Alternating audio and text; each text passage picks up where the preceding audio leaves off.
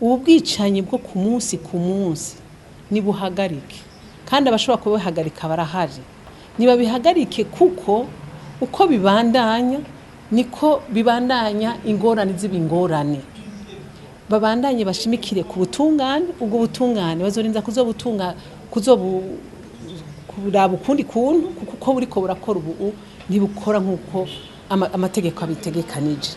Kuko kugenda ugafata umuntu imiduka ikagenda ihitana abantu mwibarabara batwara bukeye ugasanga umuvyimba mwibarabara, ivyo bintu n'ivy'ukuri witwa umurundi no munyamahanga n'uwari we wese nta muntu ashobora gushigikira ico kintu kuko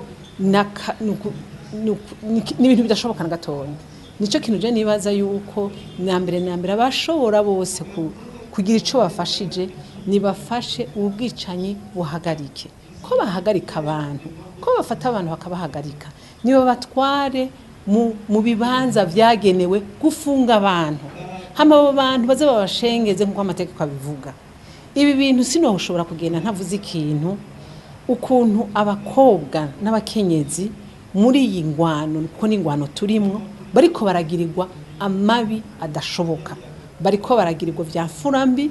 Ivyo bintu bivugirwa tubikura ku makuru bagenda baratanga kuri ibintu vy'amarezo sosio, ntawe ugira ngo ndafatanye na nakandagiye kuraba, ntawe ugishobora kubwira ubwoba bwatekeye abantu bose, ntawe ushobora kubwira ngo tugende tujane tuze kuraba uyo muntu tumufashe gute. Nico kinateye n'agahinda. Jewe birambabaza cane kuvyumva gusa, ntumva ntashobora gufasha umuntu n'umwe, ntashobora kuronka naho nkomera induru ngo ngire ntinabonye ngende kubwira umutegetsi naka ibi bintu biriko biragirirwa aba bantu.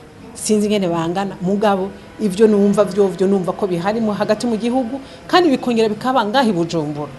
Ivyo bintu rero ico nshobora kuvuga ubu nuko nivy'ukuri ibi bintu nibihagarika ababishobora mu gihugu hagati, ababijejwe bashobora kubigira bahagarike. Hama ibiganiro tuzoza guterera twese bwa Burundi, turabe ingene Uburundi busubira bukaganuka.